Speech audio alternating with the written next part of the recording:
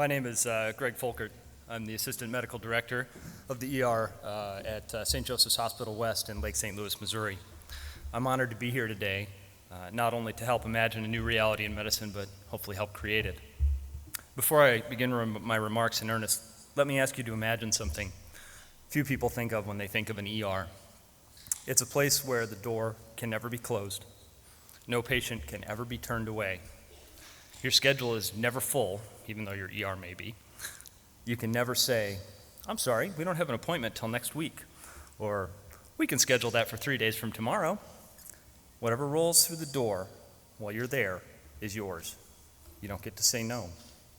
So, when I was in the bathroom at 6:45 in the morning, 15 minutes from the end of my 11-hour overnight, I was shaving in anticipation of going home. I was going to get a few hours of sleep. My mom was coming into town for Thanksgiving weekend. And someone tapped on the door and said there'd been a multi-vehicle crash, multiple injuries, be here in 10 minutes. No big deal. I get things started. Day doc could be here in a few minutes, take over. Same old, same old. So a routine sight in the ER is the backboarded patient rolling on a stretcher, strapped to a plastic board, and a cervical collar on the neck, and big foam blocks on each side of their head to keep it stable.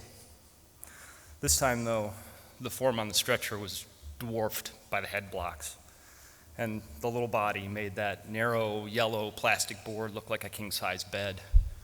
And the firefighter looked like he was swallowing the patient as he was frantically continuing chest compressions on what I now realized was a trauma code on a very little boy. What can I say about trying to save a little boy a day before Thanksgiving? So we went to work, and David, little 9-year-old David, had a pulse. He didn't have much of a chance, and the only one he had was to get him to a pediatric surgeon that we didn't have. That was at Glennon, 42 miles away, on a foggy morning during rush hour. No helicopters. He was not going to make it without help, so into an ambulance he went, all the blood transfusion supplies, plasma, monitors, 2 paramedics, and me. And for that drive, we pumped on David's chest, and we squeezed the bag breathing for him. We squeezed the bags of fluids and blood, and we held on to everything we could hold on to for dear life while that ambulance ripped and bounced its way to Glennon. And there we turned David over to the ER docs and the ICU docs and the surgeons waiting. And I turned around, found the family that had followed the ambulance, and tried to explain what was going on. I was told later what I did was heroic, that ER doctors don't ride in ambulances for transfers. Maybe it was. I didn't think about how much sleep I wasn't going to get or that I hadn't had.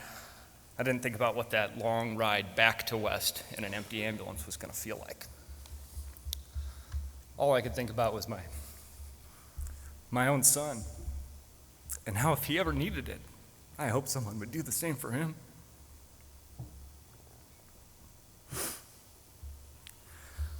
I wish I could say that we won that fight and that little David went home, but he didn't.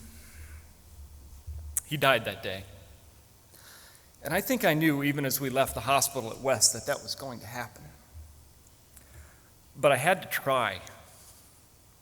And that's the new reality we have to imagine.